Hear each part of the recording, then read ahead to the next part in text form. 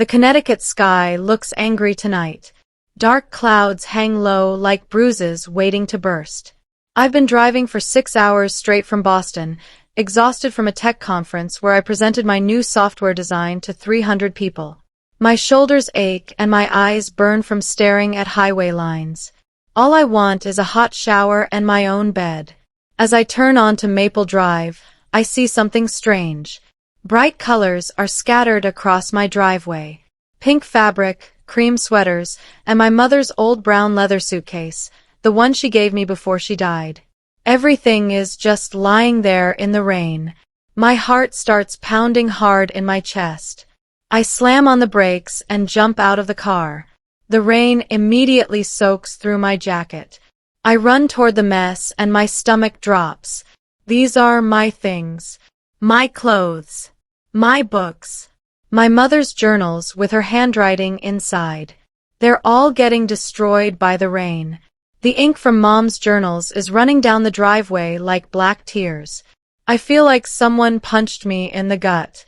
Oops, my bad. A voice calls out from somewhere above me. I look up toward the house. Chloe is standing on the front porch with her arms crossed. She's leaning against one of the white pillars, holding a mug of something hot. Steam rises from it into the cold air. She's wearing my favorite gray sweater, the soft one that cost me $200. Her blonde hair is pulled back in a messy bun and she has this look on her face. Not sorry. Not worried. Just satisfied. Like she accomplished something she's been planning for a long time. I thought I heard the garbage truck coming, she says with a small shrug. Guess I was wrong. She takes a slow sip from her mug, watching me stand there in the rain. My hands are shaking as I pick up one of my mother's journals. The pages are soaked and the words are bleeding together. What did you do? I manage to ask. My voice sounds strange and far away. Chloe smiles. It's not a nice smile. Dad's on his fishing trip, Jennifer. And honestly, we both talked about it before he left. This house feels so much better without all your stuff everywhere. Before we continue, I would like to know where you're watching from in the comment section. Also hit the subscribe button and share this video as this will help this video to travel far so others can learn also. My name is Jennifer Davis and I'm 38 years old. I work as a senior software engineer at a tech company in Boston. I design security systems for banks and hospitals. I'm good at my job. Really good. I make $220,000 a year. I bought this house 7 years ago, 2 years before I even met Robert, Chloe's father. I paid for it with my savings and money my mother left me when she passed away from cancer. This house is mine. Every brick, every window, every floorboard. For the last 3 years, since I married Robert, I've paid for almost everything. The new kitchen with marble countertops. The deck in the backyard. Robert's truck. Chloe's car. Her college tuition. The family trip to Hawaii last summer. The designer clothes she posts on Instagram. I've given this family everything I have. And now I'm standing in the rain, watching my mother's memories wash away into the gutter. But here's the thing about me. I don't break easily. I'm a problem solver. That's what engineers do. We find problems and we fix them. And as I stand here, soaked to my skin, something cold and clear settles in my chest. This isn't sadness. This is clarity. Thank you, Chloe, I say quietly. She can barely hear me over the rain. You just made this so much easier. I don't yell. I don't cry. I don't bang on the door demanding to be let back inside my own house. Instead, I walk slowly back to my car. I pick up my mother's leather suitcase and brush off the water. I place it carefully in my trunk. Then I get in my car, start the engine, and drive away. Chloe is still standing on the porch watching me leave. She looks surprised that I'm not fighting back. She probably expected me to beg. Maybe she wanted me to lose control so she could record it on her phone and show her father. But I won't give her that satisfaction.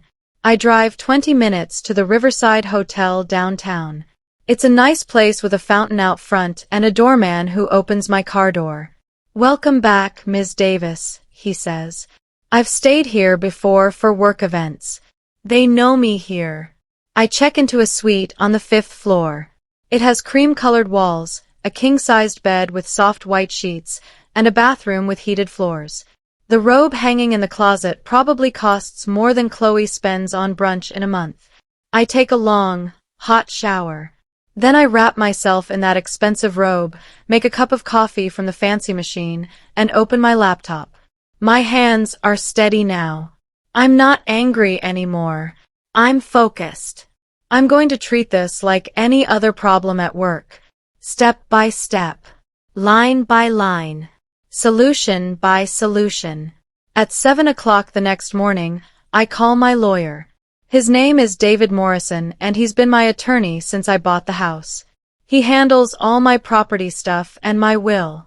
"David, I need you to check something for me," I say when he answers. "The deed for the house on Maple Drive. Is Robert's name on it?" There's a pause. I can hear papers shuffling on his end. "Hold on, let me pull up your file," he says. I wait, sipping my coffee and watching the sunrise through the hotel window. The city is waking up below me. People are going to work, living their normal lives. My life is about to become very not normal. "Jennifer," David says slowly, "the house is still 100% in your name. We sent the paperwork to add Robert as a co-owner about 18 months ago. But he never signed and returned it. I followed up twice and he said he'd get to it, but he never did." I close my eyes. Robert is lazy about paperwork. He always has been. He never files his taxes on time. He leaves bills sitting on the counter for weeks. I've always been the one to handle everything, and now his laziness is about to become my secret weapon. "David, I need you to do something for me," I say. "I need a formal eviction notice prepared. For Robert Mitchell and his daughter Chloe Mitchell. I want them out of my house in 30 days. After I hang up with David, I open my laptop and log into all our accounts. Robert has a credit card linked to my account. It's supposed to be for emergencies and household expenses. Chloe has one too that I gave her for college costs like textbooks and supplies. I check the recent charges. Robert spent $300 at a sporting goods store yesterday. Chloe charged $250 at a fancy restaurant last night. With my stuff sitting in the rain outside, she went out for an expensive dinner. I take a deep breath and start clicking buttons. Robert's card. Deactivated. Chloe's card. Deactivated. I change all the passwords for our streaming accounts. Netflix, Hulu, Disney Plus, Spotify. All of them. Then I go into our phone plan. Robert and Chloe are on my family plan. I switch them both to the most basic option with no data. If they want internet, they can pay for it themselves. Next, I log into the utility accounts for the house. Electric, water, gas, everything is in my name because I set them up when I first bought the place. I don't shut them off completely. That would be illegal. But I do switch everything to the minimum payment plan and set up alerts to my email for any changes. If they want to turn up the heat, I'll know about it. This isn't revenge. This is simply removing my support. They wanted me and my baggage gone. Fine. But my money goes with me. My phone buzzes around 2 in the afternoon. It's a text from Robert. "Hey Jen, Chloe said you left last night. Everything okay? Also my card isn't working. Can you check on that? I'm trying to buy bait for tomorrow." I stare at the message. I read it 3 times. He's been gone on his fishing trip since Thursday. It's now Saturday afternoon. I've been gone from the house for almost 24 hours. My belongings were thrown in the rain. And his first question is about his credit card and fishing bait. Not, "Are you safe?" Not, what happened? Not, where are you sleeping? Just, fix my card. Something inside me snaps. Not in an angry way. More like a lock clicking into place. This man doesn't love me. He might like me.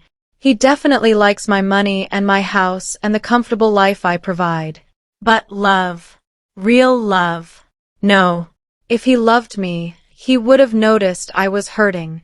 He would have called, not texted. He would have driven home early to check on me. Instead, he's worried about worms. I don't reply. I just turn off my phone and go down to the hotel restaurant for lunch. I order a nice salad with salmon and a glass of white wine. I sit by the window and watch people walk by outside. For the first time in 3 years, I feel light. Free. Like I've been carrying something heavy and I finally put it down. Later that night, I'm lying in my hotel bed scrolling through my phone. I check Chloe's Instagram page. She has about 45,000 followers. She posts pictures of herself all the time, at restaurants, wearing new clothes, doing her makeup. She calls herself a lifestyle influencer, even though she's never had a real job. I pay her tuition. I pay her car insurance. I bought her that car. But she acts like she's some kind of self-made success story. Her latest post makes my blood boil. It was posted 3 hours ago. It's a video of her redecorating her bedroom. But it's not her bedroom. It's my home office. The room where I work when I'm not at my Boston office. She's literally dragging my ergonomic desk chair, the one that cost $800 for my back problems, into the hallway. Finally getting rid of the negative energy in this house, she says in the video. She's smiling and happy. New space, new vibes. She's dismantling my workspace and bragging about it to thousands of strangers. I take screenshots. Lots of them. Then I download the video and save it to 3 different places. This isn't just mean. This is destruction of property. And she documented it herself. Thank you, Chloe. You just handed me evidence on a silver platter. Sunday morning, David calls me back. I've prepared the eviction notice, he says. But we need to be careful. Since you're married to Robert and there's no formal lease agreement, this could get complicated. However, because the house is your premarital asset and you've been paying all the taxes and insurance yourself, we have solid ground. What about Chloe? I ask. She's easier. She's over 18, not your biological child, and never had any legal right to the property. She's essentially a guest who's overstayed her welcome, especially with this video evidence of property destruction. How fast can we move? I ask. I can have someone serve the papers tomorrow. Both of them will have 30 days to vacate. In the meantime, I'd also recommend filing for legal separation. That protects your assets while you decide about divorce. I think about this. Divorce feels so final. But then I remember Robert's text about fishing bait. I remember Chloe's smile as she stood on my porch watching my mother's things get ruined. Do it, I say. All of it. File everything. Jennifer, David says carefully, are you sure? Once we start this, Robert's going to fight back. It might get ugly. I look out the hotel window at the city below. The sun is shining. People are walking their dogs and riding bikes. Life goes on. David, it already got ugly. Now I'm just cleaning up the mess. At 3 o'clock on Sunday afternoon, my phone starts ringing. It's Chloe. I let it go to voicemail. She calls again. And again. 12 times in 30 minutes. Finally, I answer. What, Chloe? I say calmly. Jennifer. Oh my God, Jennifer. She's practically screaming. My phone isn't working right. It's like emergency calls only. And my credit card got declined at the nail salon. What did you do? I lean back on my hotel bed. I'm very comfortable. The pillows here are amazing. I didn't do anything, Chloe. I just removed you from my accounts. Lightening my load. Like you said, the house feels better without all the baggage. You can't do that, she shouts. That's my phone. That's my card.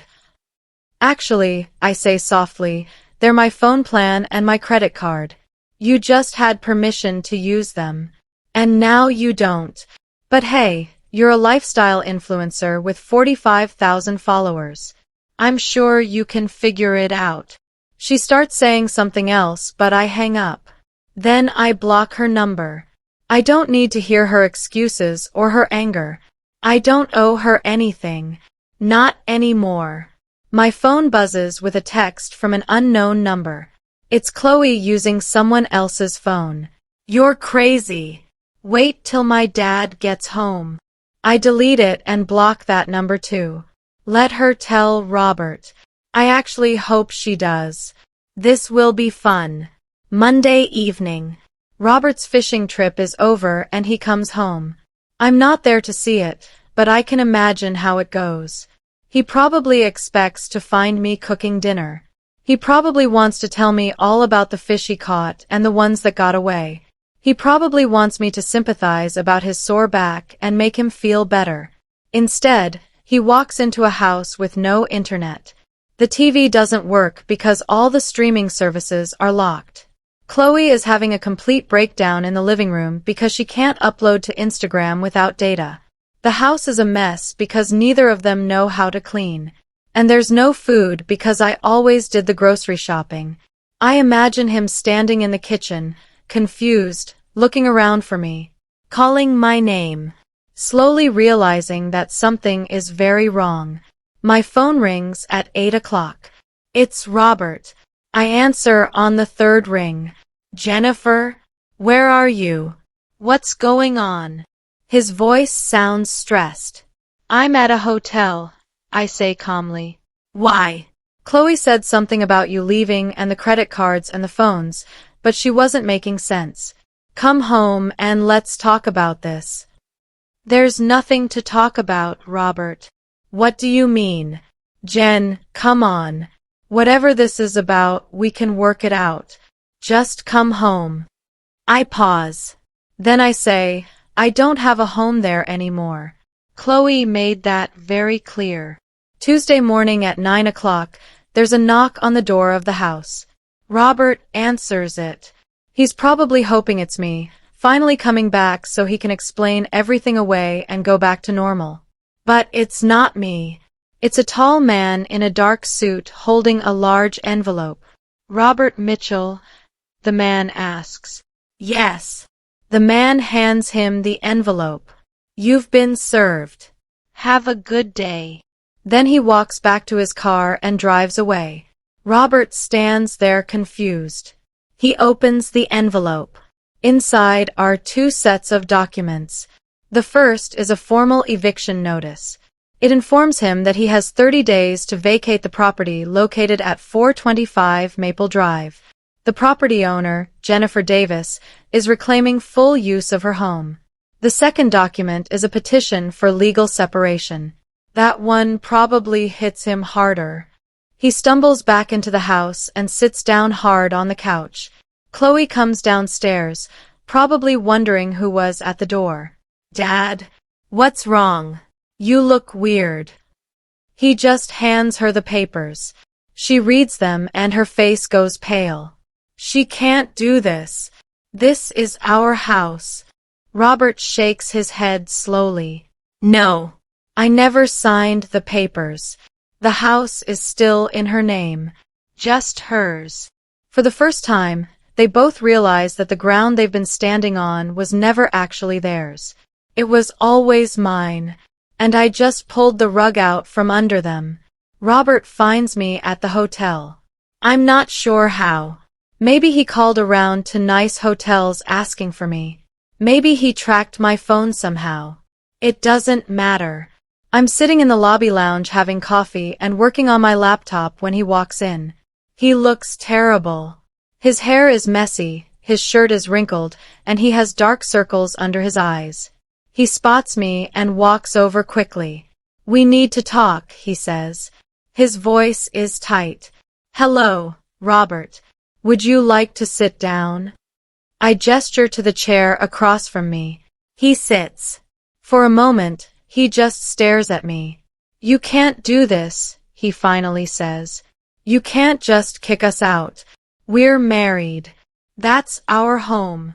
I close my laptop and look at him directly. "No, Robert. It's my home. I bought it with my money before I ever met you. I've paid every mortgage payment, every tax bill, every insurance premium.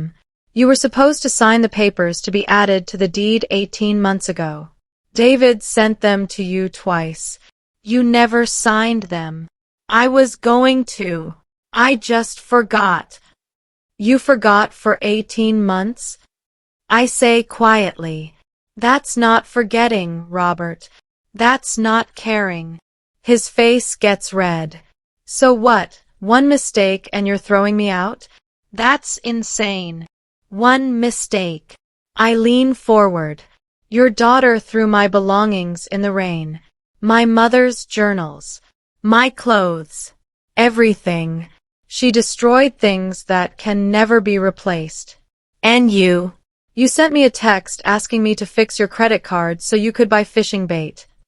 Robert is quiet for a moment. Then he tries a different approach. "Okay, I know Chloe was wrong. I talked to her. She feels terrible. She posted a video about it on Instagram," I say. "She doesn't feel terrible. She feels proud. People make mistakes. She's young. You're the adult here, Jennifer. You should be bigger than this." That's when I pull out my phone. I've been doing some digging. I'm good with computers, remember? I found something interesting. "Robert, do you know what else I found?" I show him my phone screen. It's a bank statement. This is our joint savings account. The one we opened when we got married for emergencies and future plans. Over the past year, you've transferred $43,000 out of this account. His face goes white. I can explain. You transferred it to an account labeled CM Future Fund. That's Chloe Mitchell. What's that for, Robert? He swallows hard. She wanted to start a business. She needed startup money. What business? She's building her brand. The Instagram thing. She needed equipment and clothes, and you gave my money to your daughter for Instagram clothes. My voice is very calm, but something in my tone makes him flinch. You gave her $43,000 of my savings to take pictures of herself? It was our money. No, I interrupt. It was my money. I put 90% of what's in that account. You put in maybe $5,000 total. Do you understand what you did? That's theft. That night, I get a call from Robert's mother, Patricia.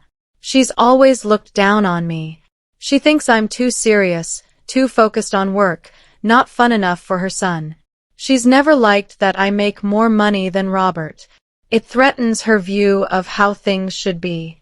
"Jennifer dear," she says in that fake sweet voice she uses. "I heard about this little misunderstanding with Robert and Chloe. Don't you think you're being just a bit dramatic?" "Hello, Patricia. Chloe is just a girl. She made a mistake. You're the adult. You should be more understanding. And this eviction thing, that's just cruel. Where are they supposed to go?" I take a deep breath. "Patricia, did Robert tell you what Chloe did?" "He said there was some mix-up with your belongings. She threw my dead mother's journals in the rain. She destroyed them. Then she posted a video online bragging about removing my negative energy from the house." There's a silence. "Well, I'm sure she didn't mean. And Robert stole $43,000 from our joint account to fund Chloe's Instagram shopping sprees." Another silence. "Now, Patricia, I'm going to say this once. You have 30 days to help your son and granddaughter find somewhere else to live. Because on day 31, if they're still in my house, the sheriff will remove them. And if you call me again to lecture me about being the adult, I'll send you the video of my mother's things being destroyed. Have a good evening. I hang up. My hands are shaking, but not from fear. From relief. I just set a boundary with Patricia for the first time in 3 years. 2 days later, Robert calls me. His voice is different. Softer. More like how he used to sound when we first met. Jen, I've been thinking. Can we meet? Just to talk? No lawyers, no anger. Just us. I'm suspicious but curious.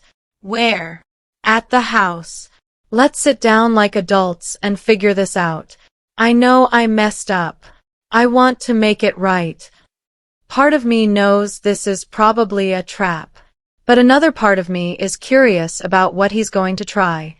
Okay, I say. Tomorrow at noon. Thank you, Jen. Really. I think we can fix this. After we hang up, I call David. Robert wants to meet at the house tomorrow. He says he wants to talk. Don't go alone, David warns. If he's feeling cornered, there's no telling what he might do. I won't, but I want to hear what he has to say. The next day, I drive to the house. My house. It's strange pulling into the driveway after almost a week away. The place looks the same from the outside, but it feels different now. It's not home anymore. It's just a building. I walk up to the front door and knock. Robert answers immediately. Come in, come in. His smile is too big, too friendly. Chloe is sitting at the dining room table. She doesn't look at me. Robert guides me to a chair. Want some coffee? No, thank you. Let's just talk. Robert sits down across from me. He slides a piece of paper across the table. I wrote down some thoughts. Some compromises. Ways we can both be happy. I pick up the paper and read it. It's written in Robert's messy handwriting. The first point says, Jennifer moves back home. The second says, all cards and services are restored. The third says, we go to couples therapy. The fourth says, eviction notice is dropped. The fifth says, we don't talk about the savings account anymore. I read it twice. Then I look up at Robert. This isn't a compromise. This is you telling me to come back and pretend nothing happened. I'm willing to go to therapy, he says. That's something. And what about Chloe? I ask. Chloe finally looks at me. I said I was sorry, she mumbles. When? I ask. When did you say you were sorry? She shifts uncomfortably. I'm saying it now. Sorry. It's the least sincere apology I've ever heard. Robert jumps in quickly. See?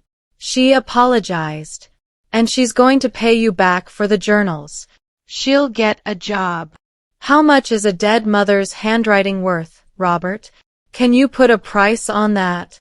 He doesn't have an answer. No. You be reasonable. You stole from me. Your daughter destroyed my property. And now you want me to just forget it all and come back like nothing happened. Robert's face gets hard. You're being ridiculous. This is what marriage is. You work through problems. You don't just run away. I'm not running away. I'm removing myself from a situation where I'm not respected.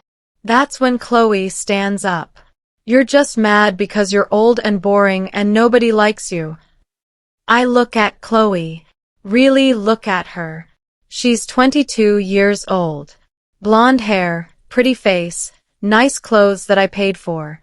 She's glaring at me with so much hatred. Is that what you really think?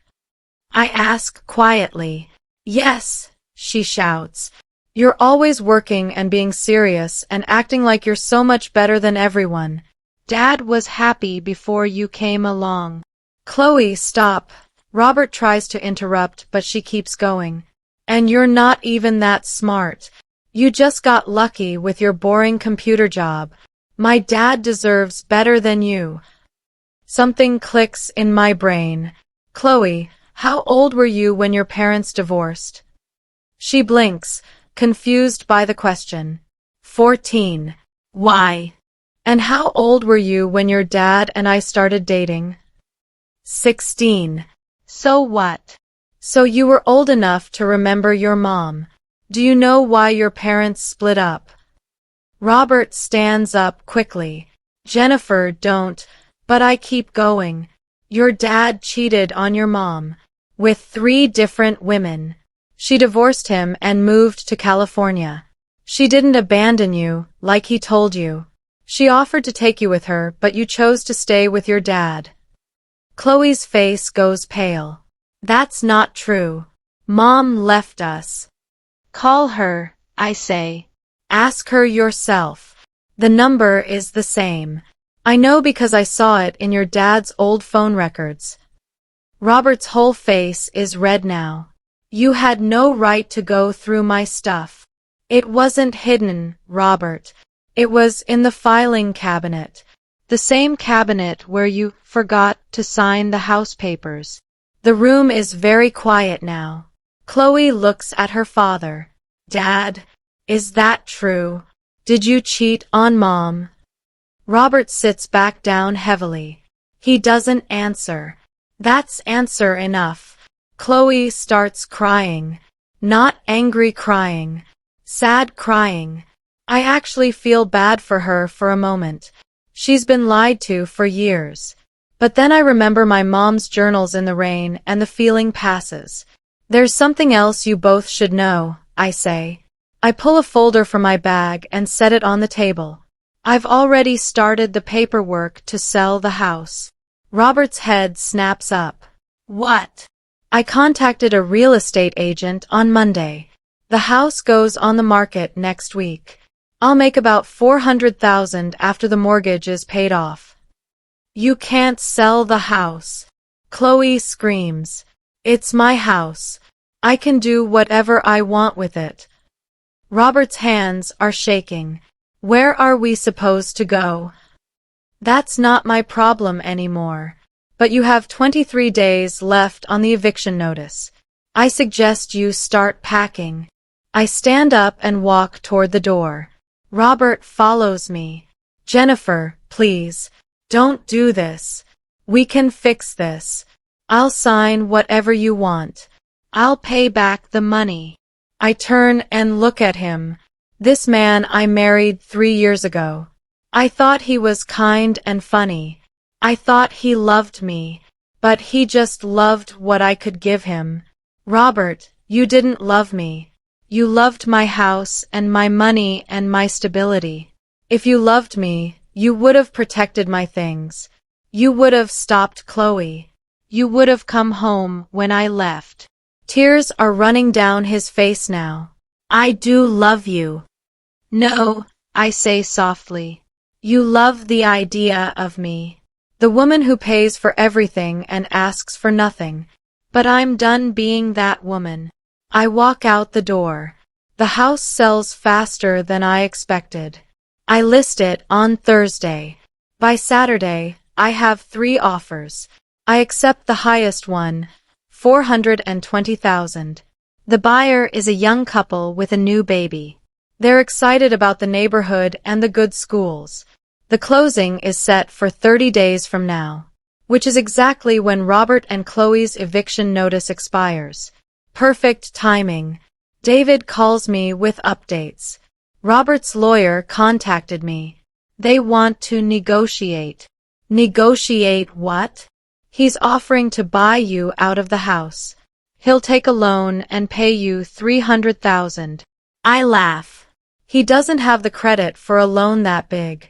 I've seen his credit score. It's terrible. That's what I told his lawyer.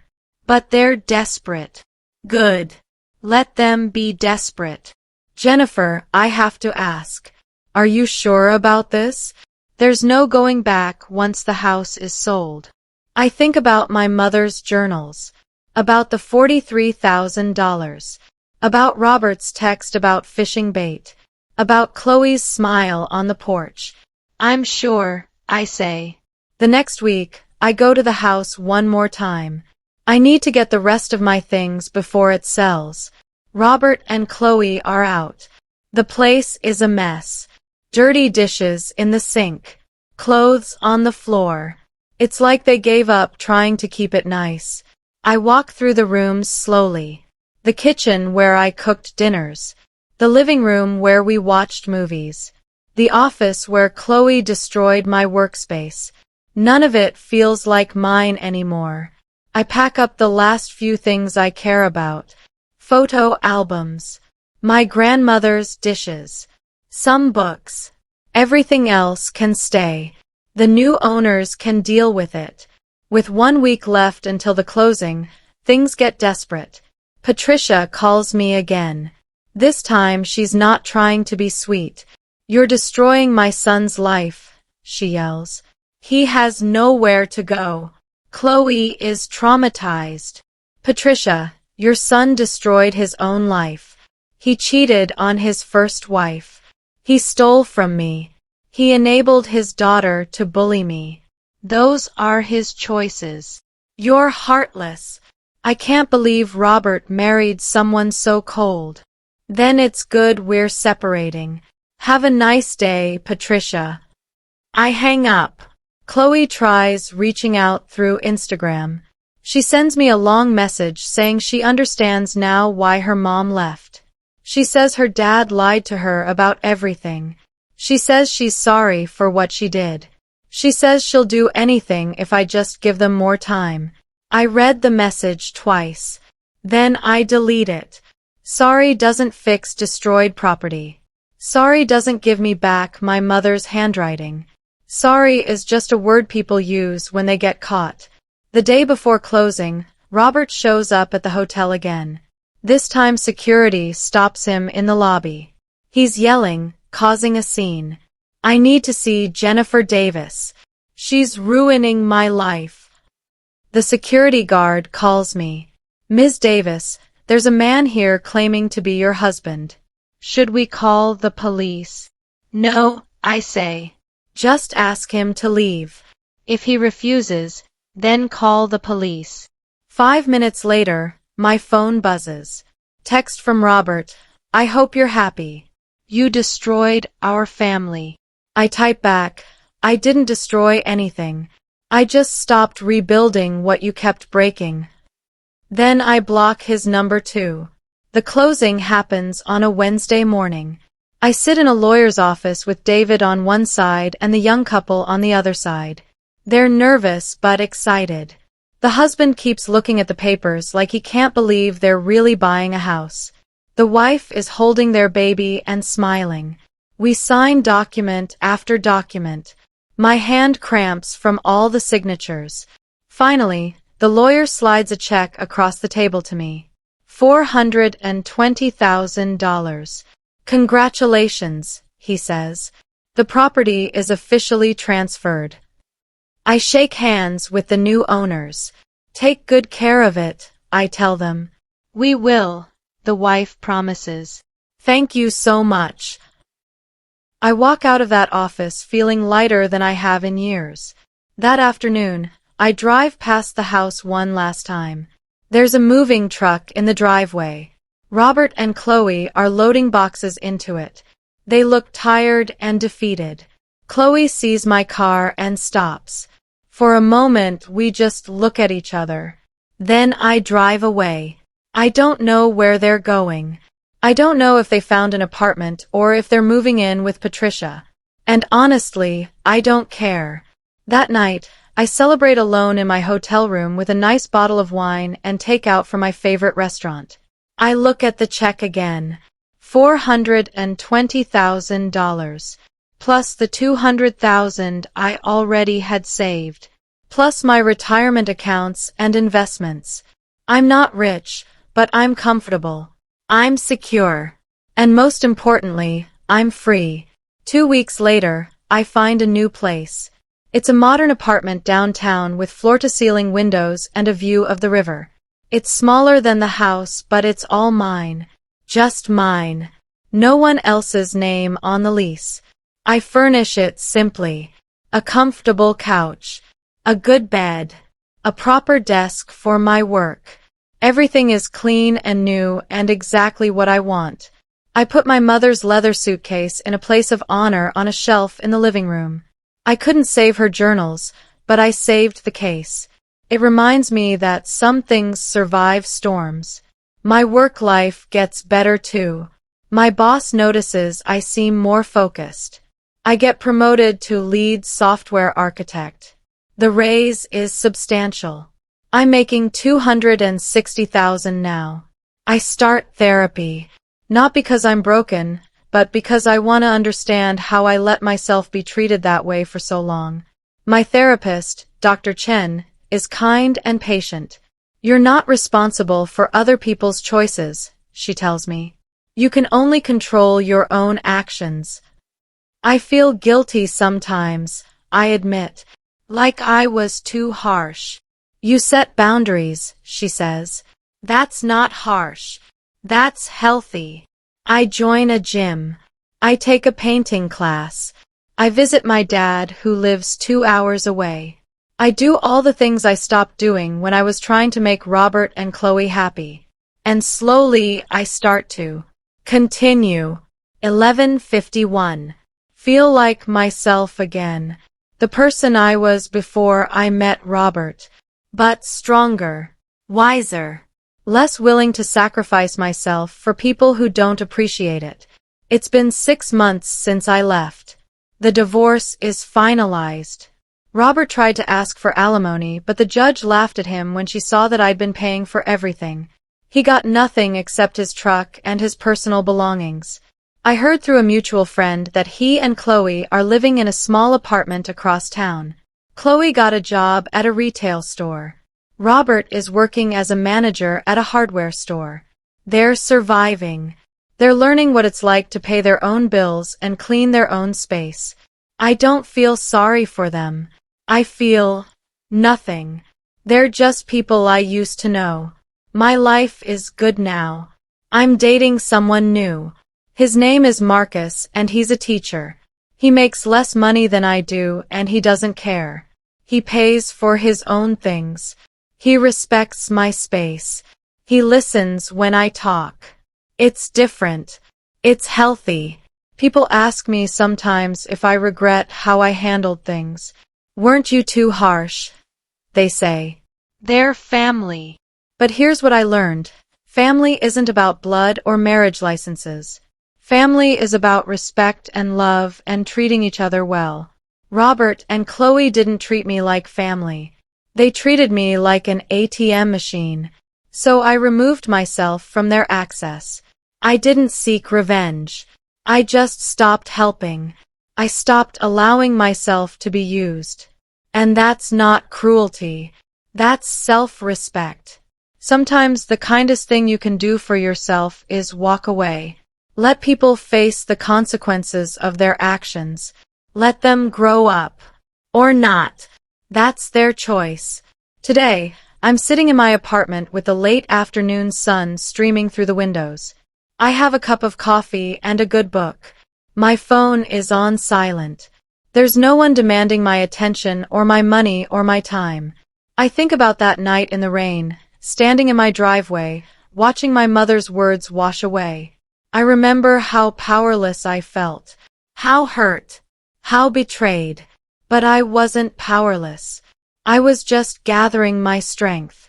People think strength is about fighting back immediately, about yelling and making scenes. But sometimes strength is quiet. It's the ability to walk away with your head high. It's knowing your worth and refusing to accept less. It's protecting yourself even when others call you cold or harsh or cruel. I am Jennifer Davis. I'm 38 years old. I'm a lead software engineer making $250,000 a year. I own a beautiful apartment with a river view. I have money in the bank and peace in my heart. I don't have a husband who steals from me. I don't have a stepdaughter who destroys my belongings. I don't have anyone in my life who treats me like I'm worthless. And if people say I was too harsh, too cold, too unforgiving, I'll tell them this.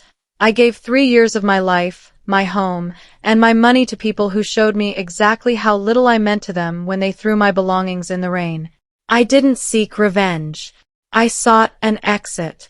I built boundaries. I protected myself. And I learned that you can't force people to respect you. But you can remove yourself from people who don't. So no, I don't regret anything. Not the eviction. Not selling the house. Not walking away. Because the only person I can save is myself. And sometimes, saving yourself means letting others drown in the mess they created. That's not cruelty. That's survival. That's wisdom. That's strength. This is my story. This is how I took back my life. And I'd do it again in a heartbeat.